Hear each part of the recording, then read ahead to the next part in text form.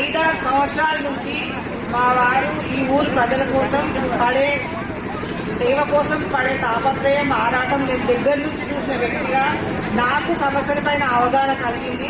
ఇప్పుడు ఆయన నాయకత్వంలో నాకు పన్నది ఇంతకు ముందు అంతా గ్రామ పంచాయతీ, కానీ ఇప్పుడు మున్సిపాలిటీ అయ్యింది. మున్సిపాలిటీలో 24 మంది కౌన్సిలర్ల మధ్యలో మన వార్డుకి మన నిధులు ధైర్యంతో నిజాయితీతో నాయకత్వంతో తెచ్చుకొని మన పనులు మనం చేసుకోగలిగే సత్తా ఉన్న వాళ్ళని, నిజాయితీ నిబద్ధత ఉన్న వ్యక్తులను మీరు గుర్తించి ఎన్నుకుంటారనే మేము బలంగా నమ్ముతున్నాము.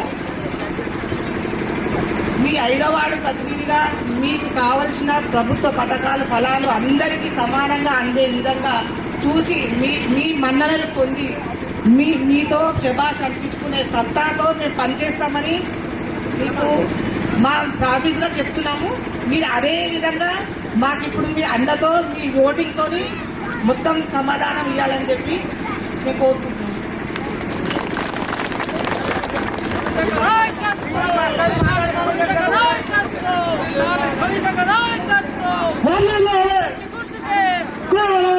మన గుర్తు కుర్చీ గుర్తుకే మీ ఓటు వేసి అత్యధిక మెజార్టీతో గెలిపించగలరని మా ప్రార్థన.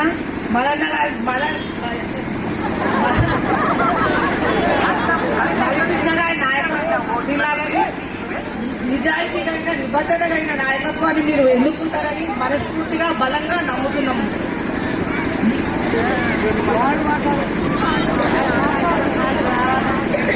అందరికీ నమస్కారం. 5వ వార్డు ప్రజలకు, గ్రామ పెద్దలకు, పాత్రికేయ మిత్రులకు, 3వ వార్డుకు సంబంధించినటువంటి ప్రజలకు కూడా, గ్రామంలో నడిబొడ్డున ఉన్నటువంటి కార్యక్రమానికి విచ్చేసినటువంటి ప్రతి ఒక్కరికి కూడా పేరు పేరున నమస్కారాలు. అనివార్య పరిస్థితుల్లో మున్సిపాలిటీ ఏర్పడ్డది. ఎటువంటి పరిస్థితుల్లో మున్సిపాలిటీ ఏర్పడ్డప్పుడు మున్సిపాలిటీ ఎందుకు ఏర్పడ్డది, మున్సిపాలిటీ దేనికోసం ఏర్పడ్డది అని చెప్పని కూడా మనం క్వశ్చన్ చేసినాం. అప్పుడున్నటువంటి పూర్తిగా 80% గ్రామీణ వాతావరణం ఉన్నటువంటి మన గ్రామాలను పట్టణ ప్రాంతాలుగా మార్చి మున్సిపాలిటీగా మార్చిరు. మున్సిపాలిటీగా మార్చిన తర్వాత వార్డుల విభజన జరిగింది. వార్డు విభజన తర్వాత రిజర్వేషన్లు వచ్చినాయి. రిజర్వేషన్లో ఒక మహిళలకు అవకాశం వచ్చింది. మహిళలకు కూడా పురుషులతో పాటు సమానమైనటువంటి అవకాశాలు ఇవ్వాలని నేను ఒక 5-6 సంవత్సరాల నుంచి లక్ష్మాపూర్లో చేస్తున్నటువంటి సేవలకు కంటిన్యూషన్గా మా యొక్క శ్రీమతి అయినటువంటి శ్రీ ఖ్యాతం కవిత గారిని మహిళా అభ్యర్థిగా, స్వతంత్ర అభ్యర్థిగా ఈ యొక్క మున్సిపాలిటీ 5వ వార్డు లోపల నిలబెట్టినది. ఈ యొక్క లక్ష్మాపూర్ గ్రామంలో స్వతంత్ర అభ్యర్థిగానే నువ్వు ఎందుకు పోటీ చేస్తున్నావు, అన్ని ప్రధాన పార్టీ ప్రతిపక్ష పార్టీలు ఉన్నాయి, నువ్వెందుకు పోటీ చేస్తున్నావు అని చెప్పని చాలామంది మిత్రులు, పాత్రికేయ మిత్రులు, గ్రామ పెద్దలు, యువకులు, మహిళలు కూడా నన్ను క్వశ్చన్ చేశారు.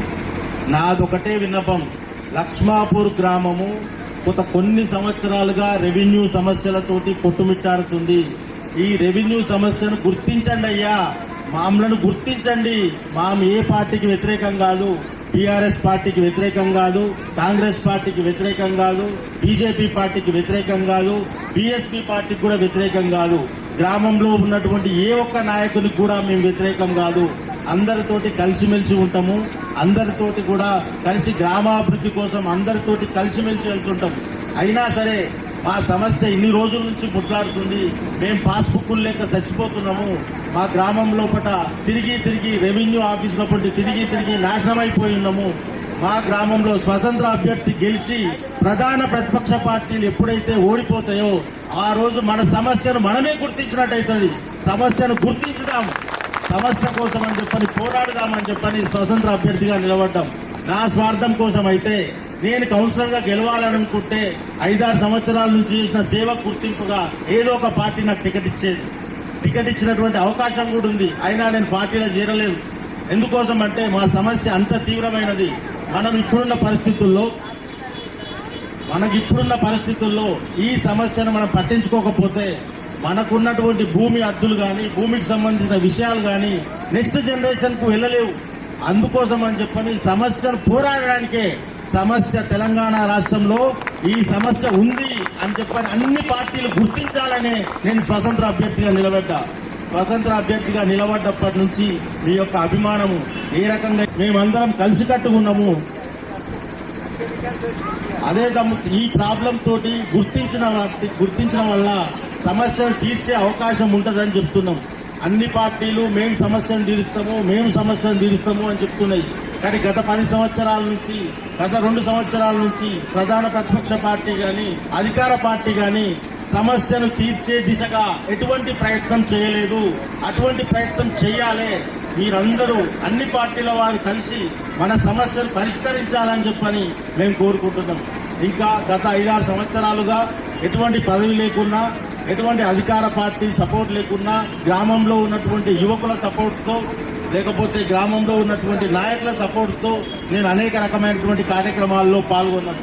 అన్ని కార్యక్రమాలు విజయవంతమయ్యే దిశగా మీ అందరి సహకారం ఉన్నది. ప్రతి ఒక్కరి సహకారం, ఏ ఒక్క వ్యక్తితోటి కూడా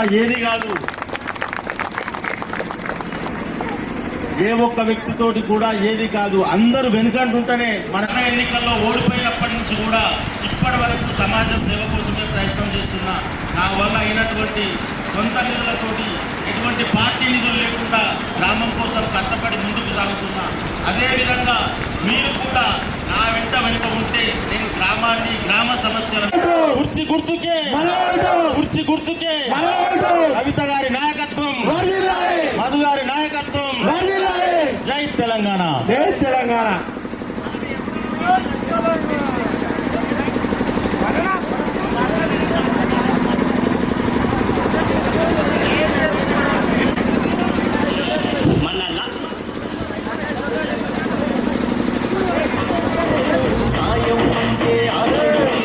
నేను అందరూ తెలుసా? త్యాతం రవి లక్ష్మాపు తెలియదా? ఓకే. ఇంత పెద్ద ఎత్తున మహిళలు ఈరోజు స్వతంత్ర అభ్యర్థికి మద్దతు ఇచ్చినందుకు మీ ప్రతి ఒక్కరికి నా పాదాభివందనాలు తెలియజేస్తున్నాను. ఎందుకంటే అధికార పార్టీలు కానీ ప్రతిపక్ష పార్టీలు కానీ గతంలో ఎన్నో సంవత్సరాల నుంచి రాజకీయాలు చేసి వాళ్ళు డబ్బులు సంపాదించుకొని అవి ఇప్పుడు కళ్ళు అంతుంది, కానీ అది వేరే వాళ్ళ చేతుల్లోకి వెళ్ళిపోయింది. మనకు వచ్చే లక్ష లోపల మనకు భూమిని సెట్ చేయలేకపోయింది. కాబట్టి ఇట్టి అంశాలను మన యువ నాయకుడు చేతం మధుకృష్ణ, నా సోదరుడు, ఎన్నోసార్లు ముఖ్యమంత్రి దృష్టికి కూడా తీసుకెళ్ళిండు. మరి రెవెన్యూ శాఖ మంత్రి పొంగులేటి శ్రీనివాసరెడ్డి దృష్టికి తీసుకెళ్ళిండు. అదేవిధంగా కలెక్టర్ దృష్టికి కూడా తీసుకెళ్ళాడు. అయినా సమస్య పరిష్కారం కాలే. ఎందుకంటే ఆయన ఒక గ్రామ యువకుడిగా ఆయన బాధ్యతను నిర్వర్తించాడు, కానీ అధికారులు పట్టించుకోలేదు. ఆ సమస్య ఎక్కడనే ఉంది. కానీ ఇంకా మన సమస్యను ఖచ్చితంగా మీరందరూ దయచేసి నా ముఖం చూడండి, మా తమ్ముడు ముఖం చూడండి. 2 సార్లు ఓడిపోయాడు. గ్రామానికి ఎంతో చేశాడు. ఏమైనా చచ్చినా బతికినా పోలీస్ స్టేషన్కి వెళ్ళాడు, ఎక్కడైనా అక్కడ వెళ్ళాడు. దయచేసి నా తమ్ముడిని గెలిపించండి. మీ అందరికీ పాదాభివందనం. Thank you. ఒక విషయం, గ్రామంలో ఏ సమస్య వచ్చినా, ఎవరు చనిపోయినా, ఎవరికి ఎటువంటి ఆపద వచ్చినా ముందు వరుసలో ఉండేటువంటి కుటుంబం మాది. మా సోదరులు కానీ మేము కానీ కూడా ఇప్పుడు కానీ భవిష్యత్తులో కానీ ఎప్పుడైనా సరే గ్రామంలో ఎటువంటి సమస్య వచ్చినా, ఎవరికి ఏ సమస్య వచ్చినా, ఎప్పుడు తలుపు తట్టినా ఆ సమస్యను పరిష్కరించడానికి మేము ఖచ్చితంగా ముందుంటాం. మనకొకటే ఎజెండా, మనం కుర్చీ గుర్తు గెలిపించాలి, మన సమస్యను గుర్తించాలి. ఇంకా వేరే ఎజెండా లేదు. ఒకటే ఎజెండా మనకున్నది, మన సమస్యను గుర్తించాలి. మన రెవెన్యూ సమస్యను గుర్తించాలంటే గుర్తుకు చేసుకోవాలి. సమస్యను గుర్తించిన తర్వాత అధికార ప్రతిపక్ష పార్టీలు భయపడతాయి. ఈ గ్రామం లోపల ఎందుకు అధికార పక్షం ఓడిపోయింది, ప్రతిపక్ష పార్టీ ఓడిపోయింది అంటే ఈ గ్రామంలో సమస్య ఇంత తీవ్రంగా ఉంది అని చెప్పని వాళ్ళు గుర్తించాలి. మీ కోరికనే నా కోరికగా, మీ ప్రాబ్లంనే నా ప్రాబ్లంగా, మీ సమస్యనే నా సమస్యగా, ఒక వ్యక్తిగా కాకుండా ఒక యుక్తిగా, ఒక వ్యవస్థగా ఈ ప్రాబ్లం సాల్వ్ చేయడానికి కంకణం కట్టుకునే స్వతంత్ర అభ్యర్థిగా బరిలోకి దిగిన. దయచేసి మీరందరూ మా మీద కృతజ్ఞతతోటి, మా మీద మేము ఆలోచించిన విధానంతో మాకు సపోర్ట్ చేసి స్వతంత్ర అభ్యర్థిగా మీరు కుర్చీ గుర్తుకు ఓటు వేసి మమ్మల్ని దీవించాలని, మీ దీవెనలతోటి మేము ముందుకు సాగుతాము. ఖచ్చితంగా ఈ దీవెనలు మా నాన్నగారు ఆశీస్సులు, స్వర్గీయ క్యాతం కృష్ణమూర్తి మాజీ సర్పంచ్ గారు ఆశీస్సులు కూడా మాతో పాటు ఉంటాయి. మీ యొక్క దీవెనలు ఉంటాయి, మా మిత్రుల సపోర్ట్ ఉంటుంది, పోలీస్ వారి సపోర్ట్ ఉంటుంది. ఈ కార్యక్రమానికి ఇంతగా సహకరించినటువంటి ప్రతి ఒక్కరికి పేరు పేరున చేతులెత్తి ధన్యవాదాలు తెలుపుతున్నా. జై తెలంగాణ, జై హింద్.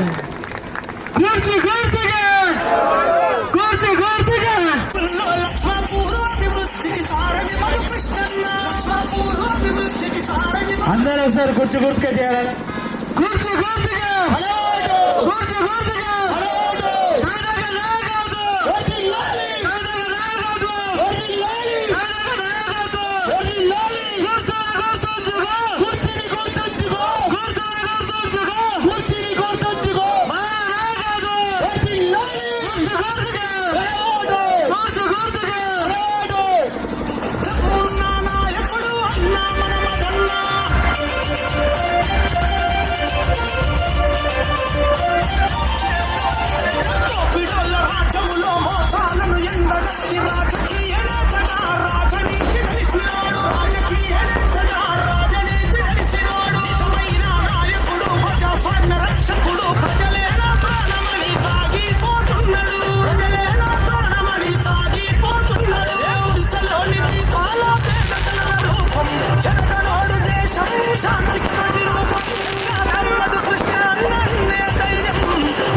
అందరూ గుర్తు కొట్టేది గెలిపించాలి. భారీ మెజార్టీతో గెలవాలని కోరుకుంటున్నాం. ప్రతి ఒక్కరు గెలిపించి చేయాలని కోరుతున్నాం. ప్రతి ఒక్కరు గుర్తు కొట్టాలి. ప్రతి ఒక్కరు చెప్తున్నాం. మరి పేరు పేరున ప్రతి ఒక్కరు గుర్తు కొట్టేసి భారీ మెజార్టీతో గెలిపించాలని కోరుతున్నాము. మనం మాట్లాడే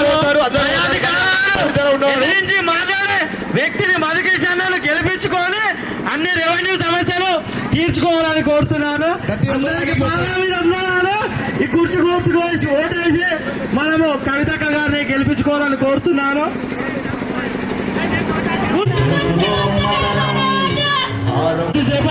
మన